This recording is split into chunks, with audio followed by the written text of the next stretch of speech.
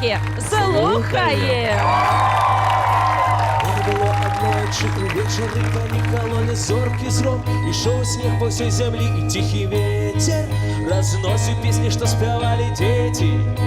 По всім світі, ага, ага, пляскаючи долоні, захотели ліхтарики у розрозненном полоні. Чоловік одинокий в гэтый город прийшов, ён шукав по світі щастя, а не похуй не знайшов.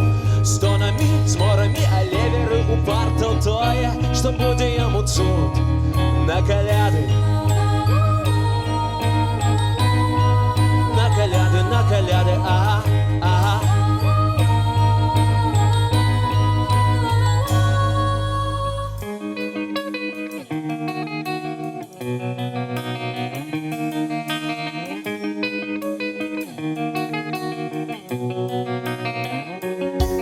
Святая ночь у городі великим панувала, утамовувала думи, кей снегом посипала. У свого вікна одна сиділа жанчина, чекала на цуд так само, плюмбом ворожила.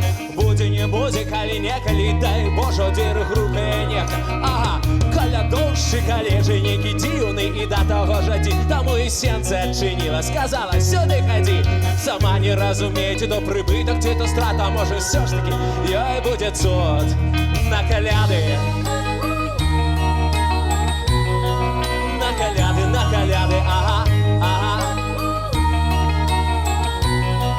На коляды, ага, ага, ага. На коляды, ага, ага. Ты хвост, завируха стеклонедия, за городом белым, и в одиное в окно зорки волы глядели. Ён был ейным подарунком, ён был ейное свято, ты не можешь быть инакш. На коляды, хвала на вышинях спокойной земли, ангелы на небесах спевают свои песни. Веселая новина, цуд отбывся, это было же в Бетлееме. Справдилась в Менску 2000 год, их будет более богато. Приходит сын человечий, як Божий цуд. На коляды. На коляды,